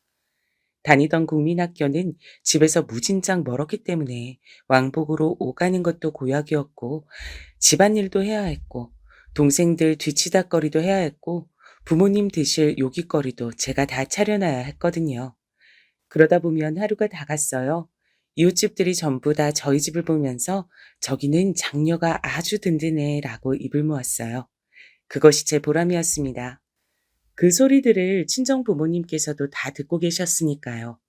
형편도 좋지 못하고 오남매나 되는데 여자인 제가 중학교에 진학할 수 있었던 건 이렇듯 좋게 받은 세간의 평가들이 유효했습니다. 사실 친정 부모님께선 저를 중학교에 안 보내려고 하셨는데요. 이웃집들이 그걸 알고 만류를 해줬어요. 그래서 친정 부모님께서 예정에 없던 고심을 하게 되셨었죠. 어제는 건너집 정범이네도 나한테 묻더라고요. 똘똘한 장녀를 중학 공부 시켜야 그 밑에 딸린 동생들한테도 좋은 본이 되지 않겠냐고. 진짜로 중학 공부 안 시키고 공장 보낼 거냐면서 여러 번 묻던데요. 아이, 또 그랬단 말이야? 나 원참, 이 동네 옆편네들은 왜 다 그 모양이야? 남의 집 자식이 어디 어떻게 학교 진학하나 안 하나 그걸 왜 들여다보면서 궁금해하고 참견질들을 하고 있어? 아우, 우리 그냥 무님이 중학교 보내줍시다. 하도 애가 영민한 모습으로 온 동네 빨빨거리면서 돌아다니니까 다들 무님이 좋게 봐주고 공부 더 했으면 하고 바래주는 거 아니겠어요. 하다못해 남들도 그렇게 생각해주는데 부모로서 자식한테 그 정도도 못해주면 안 될 일이죠. 문혁이 그 자식이 한 집안에 장남다운 기계만 있었어도 우리가 지금 이렇게 골치 아프게 있진 않을 텐데 무님이가 지 오빠, 지 동생들보다 영특하긴 하지. 다만 아유, 우리 형편이 애를 공부시킬 때가 아니라 공장에 보낼 때가 맞아서 힘든 거지. 하지만 그렇다고 정말 굶어 죽을 형국은 아니니까 무님이 중학교 보내볼까 싶기도 하고. 무님이가 중학교 가고 싶어 하는 건 당신도 진작 알고 있었잖아요. 애써 모른 척 했을 뿐이지. 자, 우리 그냥 보내는 걸로 딱 결정을 해버립시다. 무님이가 언제 우리 실망시킨 적 있는 장녀였어요? 그런 적 없잖아요. 그러니까 그 기특함이 고마워서라도 우리 공부 더 시켜줍시다. 어느 날 깊은 밤중에 친정 부모님께서 나누시는 대화를 제가 엿들었습니다. 좁은 집구석이라 비밀 대화라는 건 원체 힘들었거든요. 듣고 나서 날아갈 듯이 기뻤죠. 친정엄마의 말씀대로 저는 중학교에 너무나도 다니고 싶었습니다. 손발이 부르트고 살갗이 어린애답지 않게 거칠거칠해질 만큼 열심히 일을 하며 지냈던 건 이렇게 하면 중학교에 혹시 갈 수 있을까 봐서 기대하는 마음도 일말 섞여 있었기 때문인데 바람대로 돼서 너무 좋았어요. 친정 부모님께서 얼마나 힘든 결정을 하신 건지 알았기에 저는 중학교에 진학해서 열심히 학교 생활에 매진했습니다. 태어나서 그토록 흥겨웠던 시절도 없었죠. 저라는 고급 인력이 집안일을 하는 시간이 확 줄어버렸기 때문에 친정엄마께서 조금은 더 고생을 하셨습니다. 그걸 알고 있어서 저는 죄송스럽기도 했죠. 어서 빨리 저희 집이 부모와 자식이 서로에게 미안해하지 않는 여유로운 형편이 되길 기도했습니다. 중학교만 졸업해도 뭔가 세상이 달라져 있을 거라고 믿었어요. 하지만 아니었답니다. 가세라는 것이 옷 위를 누비는 다림질처럼 쉬이 펴지는 것이었다면 우리나라에 힘든 사정이 있는 집은 한 집도 없었을 테니까요. 중학교 졸업을 앞두고 막막했어요. 친정 부모님께선 저를 어느 공장에 보내실 건지 그것만 고민하고 계셨고요. 동생들은 여전히 도움 안 되고 철이 남들보다 희한하리 많지 늦게 드는 사고뭉치들이었으며 오빠는 차라리 남의 자식이었으면 좋겠을 거란 생각이 하루에 12번도 더 들게 만드는 인물이었습니다. 그런데 바로 그 시기에 아주 솔깃한 말소리가 제 귀에 꽂혀왔던 겁니다. 중학교 3학년 때 같은 반 친구가 이렇게 떠들고 있었거든요. 나는 그래서 곧 딴 곳으로 이사 갈 거야. 외삼촌 외숙모댁에서 지내면서 고등학교 다니기로 했거든. 학교 따라서 움직이는 게 맞다고 우리 부모님이 그러셨어. 쉬는 시간에 그 소란 속에서 희한하게 그 목소리 하나만 잘 들렸어요. 제 머릿속에 번쩍 전구가 켜졌습니다. 쓸모가 무척이나 미비했던 제 친오빠 되는 인물이 큰 고모 댁에서 지내다가 온 전적도 있었기에 친척집에 가서 산다는 그림이 영 낯설지가 않았죠. 공장을 간다는 것 자체가 저는 싫은 것이 아니었어요. 살아온 형편이 빤한데 안 가겠다고 할 노릇이 전혀 아니었으니까요. 다만 저는 좁디 좁은 곳만 돌면서 살고 싶지 않았고 더 넓은 세상을 빨리 보고 싶다는 바람이 있었기 때문에 공장이란 선택지가 막연히 갑갑하게 느껴질 뿐이었죠.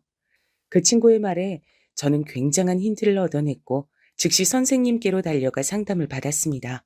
그리고 저는 제 인생이라는 우주의 궤도를 단박에 바꿔놓는 선택을 하게 됩니다. 아버지, 엄마, 저는 고등학교에 진학할 거예요. 그것도 다른 지역의 고등학교에 가기로 마음을 먹었습니다. 단일 공장부터 알아보기로 얘기를 했던 게 바로 지난주인데 그 사이에 네가 까마귀 고기라도 삶아 먹었냐? 그런 거야? 까마귀 고기를 먹었어? 아이고, 당신은 제발 좀 그런 헛소리 좀 하지 말아요. 무님이가 고기가 생겼다면 우리한테 먼저 맛보라고 줬겠죠. 예, 근데 무님아, 너 근데 갑자기 뭔 소리야? 널 고등학교에 보낼 돈이 우리한테 어디 있다 그러니? 그 돈이면 우리가 생활비로 쓰지. 네 학비에 보탤 형편이 아니야. 그리고 네가 멀리 가버리면 난 누굴 믿고 의지하며 집안 살림을 하라는 거야. 엄마 고생한 모습은 안 보이는 거야? 최고 효녀인 우리 장녀가 대체 왜 이럴까? 친정 부모님께선 단호하셨으나 제 선택을 막진 못하셨습니다. 왜냐면 저는 일반 고등학교가 아니라 산업체 고등학교에 진학하려는 속셈이었거든요. 고등학교를 나왔다는 학력도 따내고 도중에 일을 다니며 돈까지 벌 수 있으니 일석이조였습니다.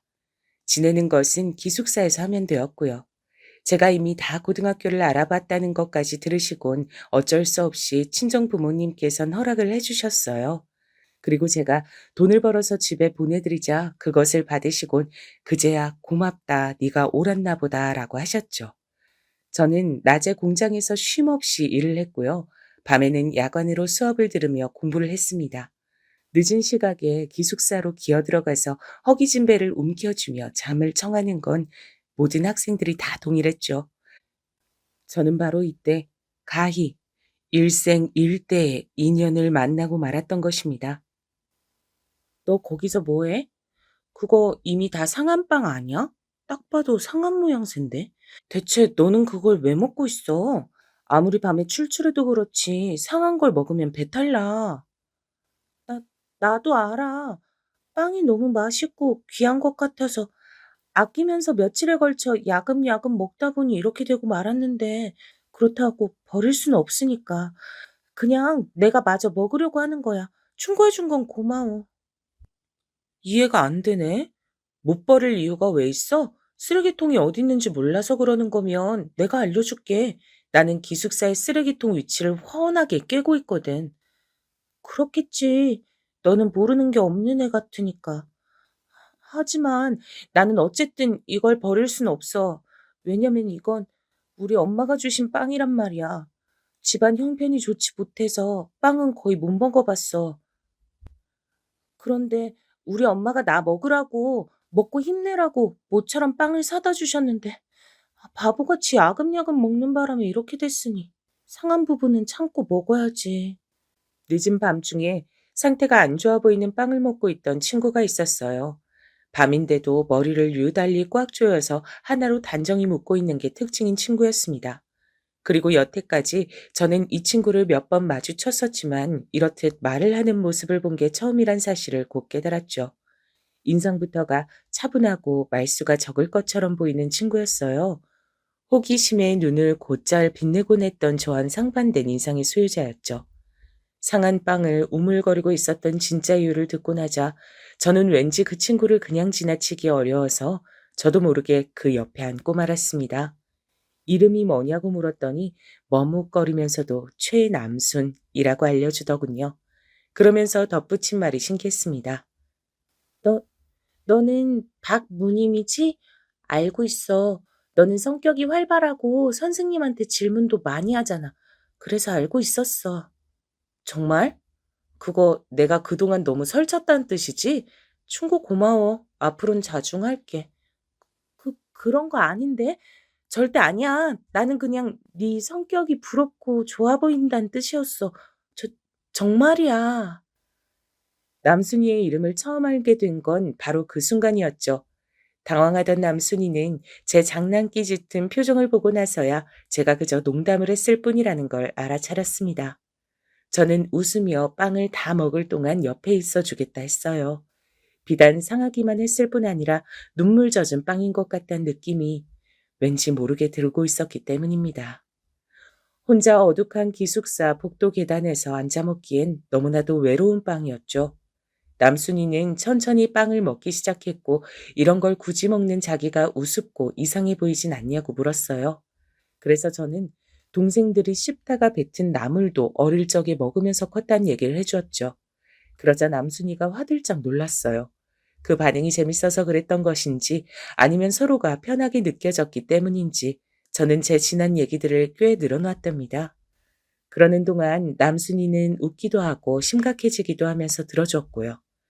남순이가 원래는 이렇듯 누군가와 활발하게 대화를 교류하는 친구가 아닌 것을 저는 금세 알 수 있었습니다.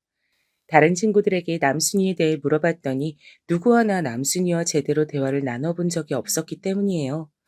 혼자 조용히 공부하는 애라서 굳이 아무도 먼저 말을 걸어본 적이 없었다 그랬죠. 성격도 외향적이고 어떤 친구든 가리지 않고 스스럼 없이 대화하는 저를 그동안 남순이가 좋게 봐왔기 때문에 저와 대화하는 그런 순간들이 만들어졌을 때 자기 딴엔 용기를 내서 말을 길게 꺼낸 것이란 사실을 시간이 좀 지났을 때 남순이가 그렇게 말을 해줘서 전 알 수 있었습니다. 그렇게 되었을 때는 이미 저희는 꽤 친한 친구 사이가 되어 있었죠. 서로의 속사정을 알고 나면 금세 가까워진다고 하잖아요. 저랑 남순이가 그런 경우였던 듯 싶어요. 제가 살아온 이모저모, 그리고 왜 이런 고등학교에 진학하게 되었는가 하는 이유까지 듣게 된 남순이는 저를 친근하게 여기기 시작했죠. 저 또한 남순이의 집안 사정을 다 알고 나니까 심적으로 무척 가깝게 느껴졌어요. 저는 항상 집안에 도움 하나 안 되는 오빠 말고 의지할 수 있는 언니가 있었으면 좋겠다고 생각해온 아이였고, 저랑 2살 차이밖에 안 나는 셋째가 남동생이 아니라 여동생이었다면 좋았을 거란 생각 역시도 해왔기 때문에 남순이가 마치 친자매처럼 여겨졌던 것 같아요. 남순이도 제법 다사다난한 집안 사정이 있는 친구였습니다. 남순이가 6살 되던 해에 친부가 집을 나가셨다네요. 당시에 남순이의 남동생이 고작 2살이었습니다. 그토록 어린 자식을 두고 친부께선 웬 도박인지 여자인지에 홀려서 집을 나가셨다고 해요. 남순이는 남동생과 외조부모님 밑에서 살기 시작했고 어머니께선 남매를 위해 하루 종일 돈을 버셨습니다. 그리고 남순이가 9살일 때 어머니께선 어떤 분과 만나기 시작하셨다 그래요. 남순이에게 이분은 계부나 다름이 없으셨죠. 하지만 무슨 영문인지 왜 조부모님 2분은 계부를 반대하셨고요. 어렸던 남순이는 그 이유를 모르고 지내다가 어머니의 손에 이끌려 남동생과 외가를 나왔고 계부와 함께 4식구가 살게 됐죠. 하지만 그로부터 딱 1년 뒤 계부가 사기 범죄를 일으킨 뒤 잠적을 해버렸어요. 집에는 아무런 돈 될 것이 남아있지 않았고요. 사기 피해자들이 애꿎은 어머니와 남매를 비난하며 거의 죽일 기세였다고 합니다. 세 식구는 빈털터리가 된 채로 다시 외가를 향했죠. 외조부모님께선 엄하게 꼬집긴 하셨지만 자식 이기는 부모 없다고 다시 받아주셨다고 해요. 하지만 하늘도 무심한 비극이 벌어지고 말았어요. 외조부께서 남동생과 둘이 외출을 하셨다가 교통사고를 당하신 겁니다. 마지막 순간에 외조부께서는 당신의 손자를 품에 감싸셨고 현장에서 바로 돌아가셨어요. 살아남은 남동생은 몸과 마음에 남은 후유증으로 힘들어했죠. 원체 지병을 갖고 계셨던 외조모께선 청천벽력 같은 비극에 쓰러지셨고요. 어머니께선 모든 것이 당신의 탓이라며 크게 자책하셨고 죄인이 휴식을 취할 수 없다며 그 이전보다 더욱 몸을 혹사하시며 일거리를 찾아 돈을 버셨습니다. 남순이는 그런 어머니께 도움이 되드리고 싶어서 고등학교도 일자리도 놓치지 않겠다는 일념으로 이런 진학을 택한 것이었어요. 듣기 전에는 남순이가 그런 집안 사정을 지니고 있는 줄은 상상조차 못했지. 사람들은 저마다 아픔 어린 사연들을 가슴 깊숙한 곳에 안고서 살아가는구나. 남순이와 친해진 것은 저로 하여금 다른 사람들의 인생에 대해 태어나서 처음으로 생각해보는 계기가 됐습니다. 저는 밝고 씩씩하게 구는 것을 잘하는 아이였으나 사실 그것은 오래된 습관이자 버릇 같은 것일 뿐 속으로는 힘들다는 소리를 가장 많이 삼켜넘기는 아이였어요. 저는 겉으로 드러나는 저보다 속으로 담긴 제 모습이 진짜 저라고 여겼습니다. 그래서 남순이가 좋았던 것 같아요. 남순이와 교류를 하면 할수록 저는 편하게 껍데기를 내려놓는 기분이 들었죠. 하지만 남순이가 말하길 서로 친구가 된 결과로 인해 더 이득을 보는 쪽은 제가 아니라 자기라고 그랬어요. 남순이가 원체 낯을 가리고 말수도 적다 보니 심성 고약한 무리에겐 금세 표적으로 찍힐만 했거든요. 겪어보신 분들은 아마 공감을 하실 건데요. 스스로를 강자 집단이라 칭하고 약자들을 괴롭히는 종자들은 왜 어딜 가나 꼭 있는지 모르겠어요. 그렇지 않나요? 학교든 공장이든 반드시 없는 법이 없더라고요. 남순이를 만만하게 보고 괴롭히는 못된 것 꼭 있었습니다. 자기가 피곤하고 기분 나쁜 걸 대체 왜 남순이한테 짜증을 내고 사람 머리를 때리면서 푸는 것인지 저는 이해가 안 가더라고요. 야, 너네 뭔데? 내 친구 괴롭히냐? 그렇게 할 일들 없어? 국민 학생들도 안 할 것 같은 유치한 짓들을 하고 자빠졌네. 너네 한 번만 더 내 친구 최난순을 괴롭혀봐. 그땐 내가 두 배로 갚아줄 테니까. 나는 미친 개가 인정한 별종이야. 별종 상대하고 싶음 계속 그렇게 굴면 돼. 하지만 저한테 걸리면 얄짤없었습니다. 저는 학교에서 유독 엄하시고 그래서 학생들에게 두려움의 대상이었던 미친 개 선생님께서 쟤는 진짜로 별나다. 박무님은 내가 인정한 별종이다. 이렇게 공언하신 학생이었습니다. 제가 남들보다 눈빛이 유독 부리부리하고 안광이 번뜩여서 더욱 얻어냈던 칭호였죠.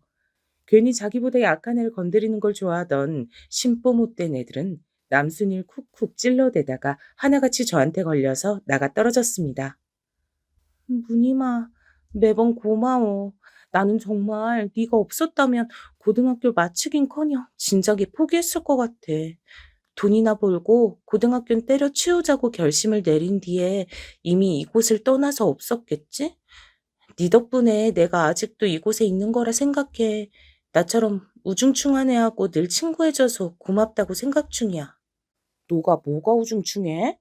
진짜 우중충한 건 아무 이유도 없이 너 괴롭히고 싶어서 너한테 시비 거는 그 나쁜 기집애들의 속내야. 남순아, 네가 어머니 일로 요새 부쩍 힘든 거 내가 다 알고 있으니까 좀만 더 힘내줬으면 좋겠어. 그래야 어머니도 얼른 쾌차를 하실 거야. 너무 우울한 생각만 하지 말고 힘을 내기야. 알겠지? 그래, 네 말이 맞아. 내가 이렇게 땅굴을 파고 들어간다고 해도 이런다고 해서 우리 엄마의 건강이 갑자기 좋아지는 것도 아니니까 힘을 내야겠지. 다른 친구들하고 놀 때 요즘 일부러 나도 자주 끼워주는 거 알고 있었어. 그거 전부 나 힘내라 그런 거지? 무늬마, 내가 네 덕분에 또 이렇게 기운을 얻는다. 안타깝게도 남순이의 어머니께서 건강이 무척 안 좋아지셨어요. 너무나도 무리를 하시며 지내신 게 결국은 슬픈 결과를 불러온 것이었죠.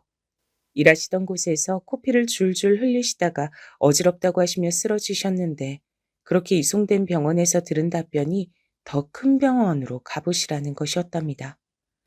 남순이의 외조모께서도 건강이 안 좋으신 와중에 너무 벅찬 소식이었죠. 어머니께선 무척 상태가 안 좋으셨어요. 남순이의 얼굴에 수심이 날로 짙어질만 했죠. 저는 그런 남순이가 기운을 잃지 않았으면 해서 당시에 신경을 많이 썼습니다. 집안의 장녀로서 누군가를 챙기며 지내는 것엔 이골이 나 있었으니 다행이라고 할까요? 이럴 때일수록 힘을 내야 된다며 저는 다른 친구들과도 남순이가 어울려 놀 수 있도록 이끌어줬죠. 그러다 보니까 남순이도 점차 별것 아닌 농담에도 웃을 줄 아는 아이가 되었고요. 일을 하다가 불합리한 일을 겪었을 때면 저와 친구들에게 속 시원히 털어놓을 줄도 알게 됐답니다. 우스갯소리로 이름에 순자가 들어가서 저렇게 순하나라고 할 정도의 인물이 남순이었는데요. 그런 남순이가 일하던 곳에서의 관리자 욕을 제 앞에서 시원하게 뱉었던 날, 저는 신나서 눈가에 눈물이 맺힐 만큼 막 웃었던 것 같아요. 그런 추억이 방울방울 쌓여갔습니다.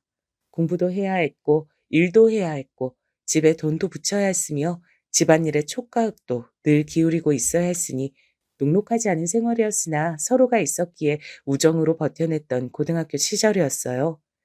그리고 졸업 후에 슬프지만 뿔뿔이 흩어져서 각자의 일상을 살게 됐죠.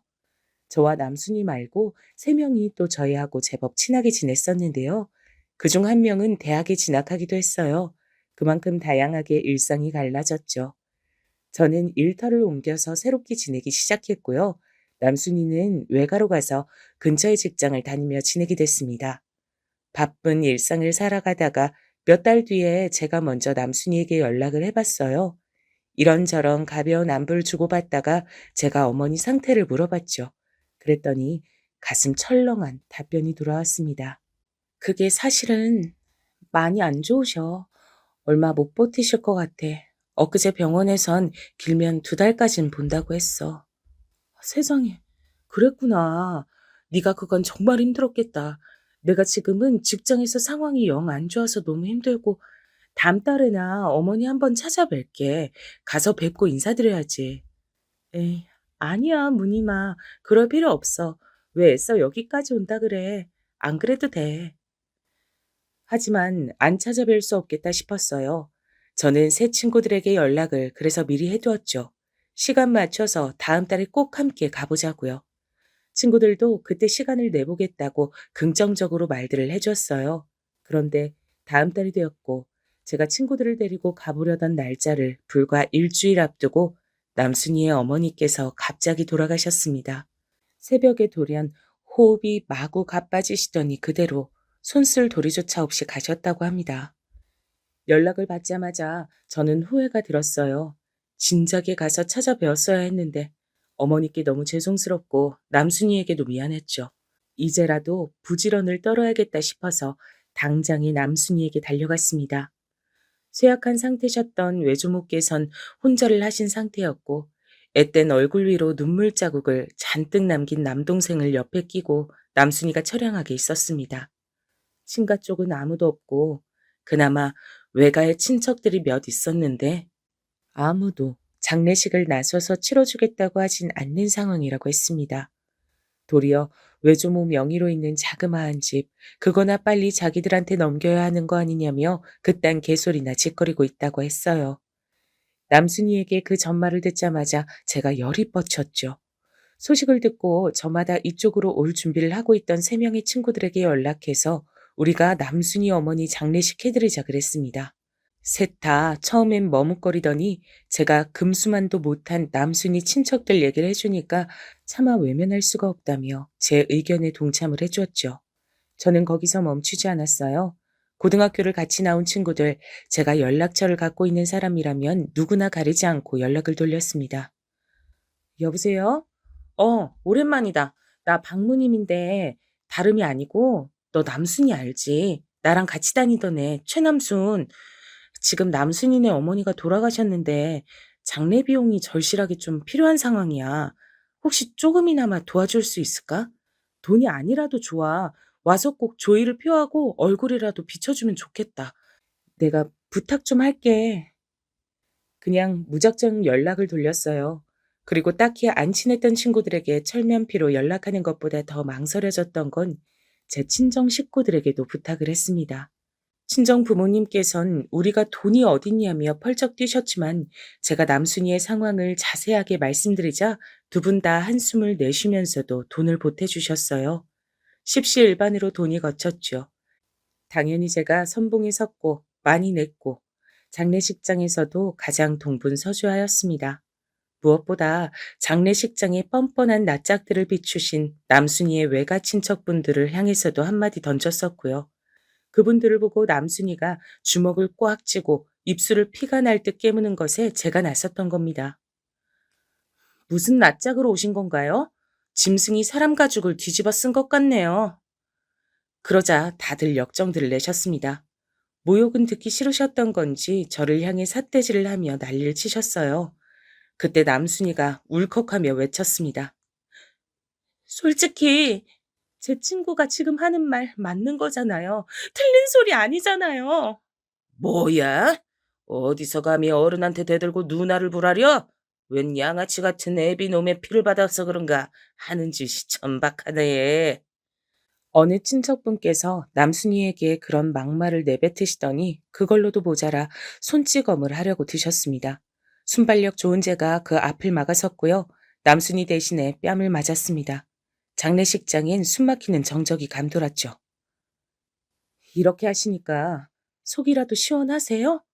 스스로 떳떳하지 못하고 창피한 건 아마 잘 알고 계실 거라 생각합니다. 영영 이 순간을 수치스러워하면서 살아가세요. 제가 안광을 형형하게 밝히며 외치자 그분이 주춤거리며 뒷걸음질을 치셨습니다. 다른 친척분들도 마찬가지였죠. 저마다 창피한지 얼굴들이 붉어져 있었어요. 그러더니 죄다 주랭랑을 쳐버렸죠. 제가 부른 친구들과 남순이 어머니께서 생전에 연을 맺으셨던 분들로 이뤄진 단촐한 장례식이 무던히 이어질 수 있었습니다. 어머니를 보내드린 이후에 남순이하고 둘이 국밥집에 와서 마주 앉았어요. 정말 고마워, 무늬마. 네 덕분에 우리 엄마 가시는 길 외롭지 않으셨을 것 같아. 우리 엄마 힘들게만 사시다 떠나셨으니 내가 우리 엄마를 대신하겠다는 심정으로 아주 멋지게 살아보려 그래. 나 어릴 때 우리 엄마는 길고 짧은 건 대봐야 아는 일이라고 늘 그런 말씀 해주셨거든. 나는 그 말씀이 꼭 맞았으면 좋겠어. 이런 말 하는 거 창피한데 너니까 하는 거야. 좋은 각오인데? 남순아, 넌 반드시 그렇게 될 거야. 멋지게 살 수 있을 거야. 진짜로? 내가 그럴 수 있을까? 의욕은 당장에 앞서지만 솔직히 막막하고 겁도 나긴 해. 너 원래 말 더듬고 상대방 눈도 똑바로 못 쳐다보던 애였던 거 알아? 우리 처음에 대화 나눴을 땐 분명히 너 그랬었어. 근데 지금 너를 봐. 그때와는 벌써 한참 달라져 있잖아. 그니까 앞으로는 더 엄청나게 달라질 수 있겠지. 네 말 들으니까 내 안에서 용기가 막 샘솟는다? 이런 얘기하는 김에 더 속내를 밝혀보자면 나는 그럴싸한 남자 만나서 시집 잘 가서 그런 식으로 내 팔자 펴볼 생각은 전혀 없어. 이런 얘긴 좀 이상하지? 와, 그렇구나. 난 왠지 네가 그럴 것 같았어. 넌 누구보다 얌전했지만 도저히 요조숙녀처럼 보이진 않았거든. 반에서 항상 우리 중에서 현모양처가 가장 어울리는 사람을 장난으로 뽑을 때 너 뽑았던 거 알지? 근데 동시에 가장 안 어울리는 사람 뽑을 때도 네가 1순위였던 거 알아? 너 왠지 모르게 너만의 길을 갈 것 같은 그런 고든 심지가 그 눈동자에서 엿보이는 애였던 것 같아. 그런 건 말로 전해지는 게 아니거든. 나도 너처럼 우리 엄마가 해주신 말씀 중에서 가장 좋아하는 대목이 있어.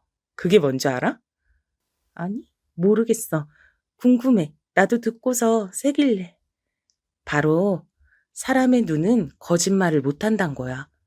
자연스레 아닌 척 웃고 있어도 눈은 진실만은 담고 있기에 사람은 눈을 봐야 된다고 한대. 사람의 눈빛을 딱 봤을 때 음흉한 기운, 동태 눈깔 이런 게 느껴지면 그 사람은 영 상종 못할 사람이란 거지. 어, 인생의 지혜를 하나 들은 기분인데 나도 앞으로 살면서 참고해야겠다.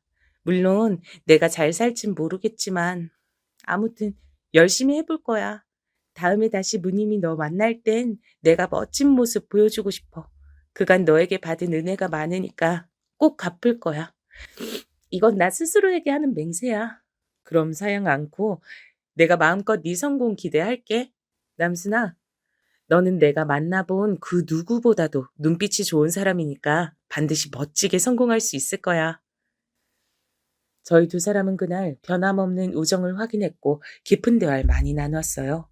그 이후로는 그 이전보다 훨씬 정신없이 돌아가는 일상을 살았죠. 남순이와는 간간히 소식을 주고받았으나 제가 직장을 새로 잡은 뒤에는 뜸해졌어요. 무엇보다도 남순이도 바쁜 듯 했고요. 제가 남순이를 다시 만난 건 무려 몇 해가 훌쩍 흘러서 제 결혼식 때문이었답니다. 참고로 남순이 어머니 돌아가시고 친정 부모님께 돈을 보탬받았을 때 친정 엄마로부터 저는 이런 말씀을 들은 바 있었어요. 어렸을 때부터 일찍이 고생을 많이 하면서 부모한테 자란 최고 효녀. 우리 장녀 무님이니까.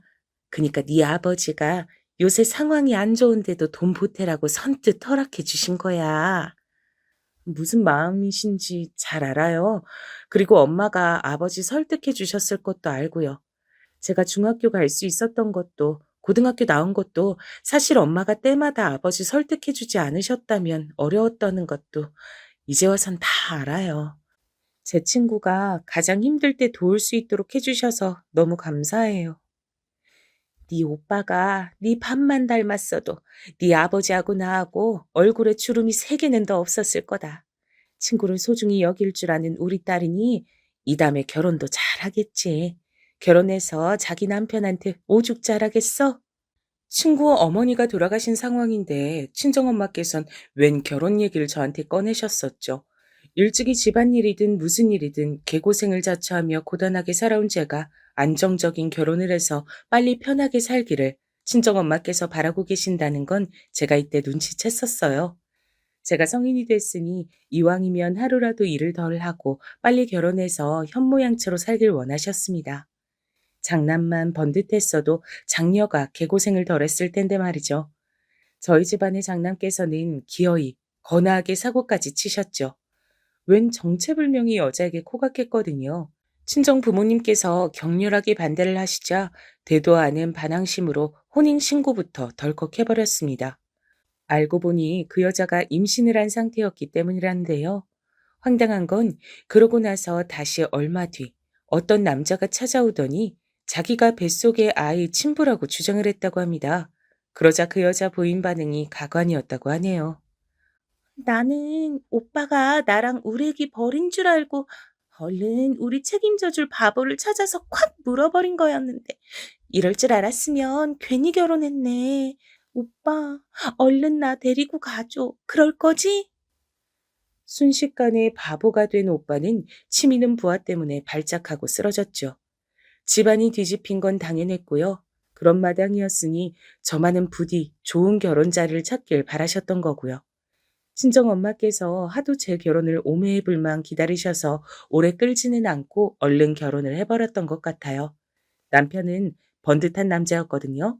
그런 남자가 제가 좋다고 하는데 마다할 이유는 없었습니다. 시댁은 작게 사무실을 운영하며 개인 사업을 해온 지 그때가 딱 햇수로 10년 차였고요. 규모가 어찌됐든 사업이라니 멋져 보였습니다. 지금 생각하면 퍽 천스러웠지만 당시엔 고풍스럽게 여겨졌던 인기 만점이었던 예식장도 잡았고요. 꿈에 부푼 신부였습니다. 저는 옛 친구들이 모두 와주길 기대했어요. 특히 남순이가 보고 싶었습니다. 얼마나 바삐 살고 있으면 연락도 그간 잘 안 닿았을까 싶어 근황도 너무 궁금했고요. 제 결혼식 날 남순이는 아주 단정한 밤색 원피스를 차려입고 왔습니다. 머리칼은 언제나 그렇듯 옷보다 더욱 단정했고요. 조금은 헬쑥해 보였던 것으로 기억을 합니다. 제 결혼식 날의 남순이 모습이 사진으로 안 남아 있어서 안타까울 따름이네요. 남순이가 사진 속에 남지 않았던 이유가 있습니다. 결혼식이 시작되기 전 저를 따로 보러 온 남순이가 대뜸 저에게 봉투를 건네줬어요. 결혼식의 주인공인 새 신부였던 저는 바쁘고 정신없는 상황에서도 남순이를 보자마자 반가웠고 건네진 하얀 봉투에 왜 축의금을 따로 주지? 싶은 생각부터 했었습니다. 받은 봉투를 따로 챙겼고 남순이와의 회포를 결혼식이 끝난 후에 천천히 풀 수 있다면 좋겠다고 생각을 했어요. 그런데 결혼식이 끝나고 다 같이 모여서 인사를 나누며 사진을 찍을 때가 됐는데 눈으로 열심히 찾아봤지만 그 어디에도 남순이가 보이질 않았습니다. 결혼식장을 찾아준 고등학교 친구들이 보이길래 다급히 물었었죠. 혹시 여기서 누구 남순이 본 사람 없어? 분명히 나한테 인사를 하러 와서 봤었는데 지금 암만 해도 안 보이네. 최남순? 걔 내가 좀 전에 봤는데 시기 딱 끝나자마자 바로 가버리던데. 그래서 나는 제가 뭐 되게 급한 용부가 있어서 그러나 싶었지. 너랑 미리 얘기된 거 아니었어? 알고 보니까 남순이는 밥도 안 먹고 그냥 가버렸더라고요. 심지어 밥도 안 먹다니. 먼 길을 와놓고 굳이 그런 게 이해가 가질 않았어요. 의아함을 가진 채로 남순이가 줬던 봉투를 살펴봤습니다. 막연히 축의금일 줄 알았던 건 그게 아니라 편지였습니다. 내용은 대략 이러했어요. 뜻대로, 포부대로 어느 것 하나 흘러가지 않았어. 창피하고 부끄럽고 민망하고 면목이 없다. 이게 내 현재 상태야. 답보 상태에 머물러 있는 나와는 다르게 넌 언제나 때를 맞춰 발 맞춰 나가는구나. 나보다 한 발 이상 앞서 있기에 내가 항상 든든한 너의 뒷모습을 볼 수 있던 거라고 지금에 와서야 깨닫는 중이야. 무늬마, 멋진 너의 인생이 앞으로도 멈추는 일 없이 열정적으로 달려나가길 바란다. 널 다시 만날 때 근사한 모습을 꼭 보여주고 싶었는데 분하고 씁쓸하다. 하지만 너의 결혼식을 보는 동안은 그래도 모든 걸 털어내고 한박 웃음을 지어 보일 테야. 너를 세상 그 누구보다 축하해주고 싶으니까. 이런 내 구질구질한 얘기를 적는 건 어쩌면 영민한 네가 나의 못난 기색을 어떻게든 알아차릴까 봐 선수를 치고 이실 짓고 하는 거고 누구보다 멋지게 축의금 거하게 내고 싶었는데 그럴 수 없음이 통탄스러워서 그 이유를 알려주고자 함이야. 못난 친구라서 항상 너에게 민폐를 끼쳐서 미안해. 네 결혼식 때 주지 못한 축의금은 언젠가 반드시 꼭 건네줄 테니까 기다려줬음 해. 너무 염치가 없지만 내 성공을 기대해주면 좋겠다. 그리고 다시 한번 결혼을 축하한다. 난 어디에서 뭘 하든 앞으로 네가 무탈하고 행복하기만 기도하고 있을 거야. 저는 남순이가 어떤 사람인지 알고 있었기에 편지에서 절절한 심정이 그대로 읽혔습니다. 저에게 축의금을 꼭 주고 싶었을 남순이가 이렇게 편지만 달랑 남기고 가야만 했으니 오죽 그 처한 상황이 여의치 않았을까 싶어서 속상했죠. 하지만 편지에선 남순이가 지닌 꿋꿋함마저 전달되고 있었기에 저는 섣불리 굴지 않기로 했습니다. 남순이의 불행을 멋대로 상상하고 재단하여 동정하는 것은 못할 짓이라고 생각했어요. 남순이는 더 이상 제가 나서서 지켜줘야 하는 심약한 친구가 아니라 성공이라는 두 글자를 쫓으며 치열하게 인생을 살아가고 있는 번듯한 어른이었으니까요. 분명히 자기 남동생도 다독여가며 그렇게 열심히 살고 있을 게 뻔했습니다. 그래, 남순아. 네 마음은 나에게 충분히 전달됐으니 부디 네가 잘 살면서 원하는 뜻을 다 이루길 바랄게. 우리 꼭 다시 만날 수 있는 거지? 그때가 너무 멀지 않길 바랄게. 마음이 쓰라리면서도 한편으론 이상하게 후련했던 것 같아요. 편지를 다 읽고 나서 곱씹는 도중에 저도 모르게 눈물이 흘렀는데 이 편지를 쓰는 동안에 남순이도 눈물을 흘렸을 것 같아서 그 모습이 그려졌고 서로를 아끼고 위하는 마음만은 떨어져 지냈어도 변함이 없다는 걸 확인받은 것에 기쁜 마음도 조금은 함께 들었었죠. 언제까지고 그런 마음을 진하게 간직하고 살 수 있다면 좋았겠지만 결혼 이후에 제가 너무나도 다사다난했어요. 남편 한 사람하고 부부의 인연을 맺은 거지만 시댁이라는 집단이 함께 딸려왔으니 결혼 이전과는 사는 양상이 완전히 달라지더라고요. 신경 쓰고 살아야 하는 가족이 몇 배로 불어난 느낌이었습니다. 시댁은 전반적으로 사업 기질이 있었어요. 그래서 남편도 결국은 사업에 올인할 거라고 했었고요. 저는 친정엄마께서 그렇게나 바라셨던 대로 결혼 이후에 직장을 그만둔 채 남편을 내조하면서 지냈습니다. 그것만 해도 직장 다니는 것보다도 사실은 더 바빴어요. 저희 부부가 슬하에 아들 하나 딸 하나 이렇게 사이좋게 하나씩 낳는데 애들 돌보고 키우는 게 우선 보통 일이 아니었고요. 제가 자랄 때랑은 다르게 웬 놈의 학원들이 그렇게 많고 교육에 신경 쓸 게 많던지요. 세상이 변했음을 자식들 키우면서 제대로 체감했습니다. 그러다 보니 가계부 쓰느라 매달 머리가 아팠죠. 돈 나갈 구멍들을 잘 보고 있었어야 했으니까요. 남편이 사업장에 몸집을 불려낸 이후에는 거기에 일손을 또 보태느라 정신없이 바빴습니다. 자랑은 아니지만 제가 기본적인 일머리가 좋아서 혼자 2인분은 했거든요.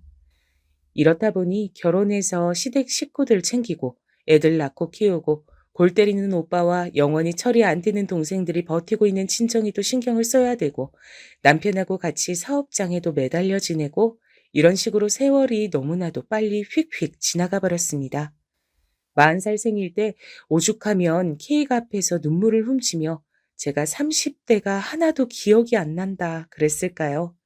그만큼 하루하루 치여 살다 보니까 그냥 세월이 막 흘러버렸어요. 보람이 있다면 자식들 커가는 걸 보는 것이죠. 좋은 미래만 보여주고 싶었어요. 제가 어릴 때부터 그랬던 것처럼 일에 치여서 힘들게 몸쓰며 살질 않길 바랬어요. 그 마음이 같았기에 남편도 치열하게 사업을 해온 것이었고요. 하지만 저희 부부에게 비극이 예고 없이 닥쳤습니다. 믿고 의지하던 최대 거래처였어요. 그래서 대금이 밀려도 기다렸습니다. 하지만 최대 거래처가 하루아침에 망해서 문을 닫아버렸고 밀린 대금만 오매불만 기다리며 부족한 돈을 되출로 채우며 살던 저희는 폭삭 주저앉게 됐습니다. 청천벽력이었고 건강이 안 좋으셨던 시어머니께선 충격을 받아 그만 돌아가시고 말았습니다. 살면서 그런 괴로움, 고통, 무력함은 처음이었어요. 정신이 나갈 것만 같았습니다. 이제 고등학생, 중학생인 자식들을 보면서 가슴이 찢어졌죠. 저와는 다르게 고생을 보지 않고 성인이 돼서 대학 생활을 즐겁게 하기만을 바랬는데 집까지 경매로 넘어가게 된 상황에서 대학이 아니라 공장을, 학업을 잇는 게 아니라 자퇴를 고려하고 있는 자식들을 보고 하염없이 눈물이 났습니다. 남편은 자기가 시어머니께 크나큰 불효를 저질렀다며 끊임없이 자책하고 있는 상황이었고요. 그 어디에도 탈출구는 없을 것 같은 그때 놀랍게도 절 찾아온 사람이 있었습니다. 무늬마, 오랜만이야. 우리 너 결혼식 때 보고 처음 보는 거니까 딱 20년 만인가? 벌써 세월이 그렇게 흘렀네? 남순아, 네가 나 있는 곳은 어떻게 알고 찾아왔어? 그보다 그간 잘 지냈어? 길 가다 마주치면 못 알아볼 것 같다. 편하게 입었지만 너한테 왠지 귀티가 흐른다. 남순아, 너 잘 지냈나 보다. 다행이다. 그간 너 어떻게 사나 진짜 궁금했는데 아무도 너랑 연락이 되질 않아서 걱정했었어. 연락 안 된 건 미안해. 내가 워낙 정신없이 살기도 했고 해외에서 거의 지냈던지라 더 그럴 수밖에 없었네. 무늬마, 그런 너도 잘 지냈다며? 사업이 꽤 잘 돼서 그간 잘 지낸 것 같더라. 근데 너를 만나고 싶어서 내가 귀국한 이 시기가 공교롭게도 네가 어려운 때인 것 같아서 마음이 좀 어렵더라. 괜찮다고 해야 했는데 입이 안 떨어졌습니다. 방심하면 눈물이 날 것 같아서 입을 꾹 닫고 그저 미소만 지었죠. 전 어쩌다 보니 이렇게 됐단 대답을 애써 태연하게 내놨어요. 그러자 남순이가 가방에서 봉투를 꺼내 들었습니다. 저는 단박에 손부터 내줬죠. 너 그거 뭐야? 설마 돈이야? 내 사정 듣고 이러는 거라면 나야말로 마음이 어려워져. 이러지 않아도 돼. 아니, 꼭 받아줘야 돼. 왜냐면 이건 내가 20년이나 걸려서 주게 된 축의금이니까. 뭐? 추, 축의금이라고? 설마 그동안 까맣게 잊고 있었던 건 아니지? 내가 주겠다 그랬잖아. 그때 못 준 축의금 말이야. 20년이나 걸릴 줄은 몰랐어. 그래서 내 딴엔 이자를 넉넉하게 넣어본다고 했는데 부디 받아줬으면 좋겠다. 저는 축의금이라는 말을 들었을 때부터 눈시울이 뜨거워졌는데 봉투 안을 확인하고 나선 그만 오열하고 말았습니다. 빼곡하게 된 건 일반 지폐가 아니라 수표였기 때문입니다. 거액이라는 것이 바로 가늠되었고 저는 주체할 수 없이 울기 시작했어요. 절 바라보던 남순이도 이내 눈물을 흘리며 저를 부둥켜 안았습니다. 그 안에 든 건 무려 5억이었습니다. 요즘 가치로도 5억은 엄청난데 당시엔 더욱 큰 숫자였죠. 어떻게나 이렇게 큰 돈을 줄 수 있냐고 전 울면서 계속 그걸 물었던 것 같아요. 남순이는 그간 자기 개발을 꾸준히 하면서 해외에 나가 일을 하는 재원으로 성장했고, 그러면서 열심히 돈을 모았다고 합니다. 중간에 괴로운 일들도 있었지만 성공하겠다는 저와의 약속을 떠올리며 이겨냈대요. 외국에서 인연을 만나 결혼하고 가정을 꾸리는 바람에 절 찾아오는 게 늦어졌지만 한시도 저와 나누었던 우정을 잊은 적이 없다고 했습니다. 그리고 막연히 내년 초에 저를 만나야겠다고 계획을 하고 있었는데 자꾸만 꿈에 돌아가신 어머니께서 나오셨대요. 나는 그게 꼭 장례식을 열어준 고마운 친구에게 보답할 때라고 엄마가 나한테 그런 신호를 보내주는 것 같더라고. 그래서 나는 너 만나고 축의금 건네주는 시기를 내년이 아니라 지금으로 황급히 당긴 거야. 일상도 멈춰두고 무작정 한국으로 들어와 널 수소문했는데 네 소식을 알고서는 이래서 내가 지금 온 거구나 싶더라. 남순이의 이야기를 듣고 나자 걷잡을 수 없이 더욱 가슴이 벅차올랐습니다. 옛날 그때처럼 남순이는 심지고 든 눈빛을 하고 있었어요. 그 돈 안 받겠다고 버틸 수가 없었죠. 고맙게 받았습니다. 그리고 덕분에 저희 가족에게 닥친 일생일대의 위기를 이겨낼 수 있었어요. 저희 네 식구는 물론 친정과 시댁 일가 모두 남순이에게 이루 말할 수 없이 고마워했습니다. 남순이는 딱 일주일 머무르다 다시 출국했어요. 그러면서 저에게 고마운 심세만 졌던 과거와는 다르게 이번엔 자기가 고맙다는 인사를 실컷 들을 수 있어서 감개가 무량하다며 너무 뿌듯하고 보람된단 말을 남겼죠. 저에게 돈 갚을 생각 말라고 신신당부하는 것도 잊지 않았답니다. 그 이후로도 저희 두 사람의 우정은 계속됐어요. 저희 가족이 단체로 남순이 사는 곳으로 놀러 간 적도 있었고요. 반대로 남순이 가족들이 한국에 함께 놀러 왔을 때 저희 가족이 제대로 여행턱을 쏜 적도 있었죠. 이어지는 인연이란 이토록 소중하다는 것을 깨우칠 수 있다는 것 자체가 제 인생이 고맙게 느껴지는 이유랍니다.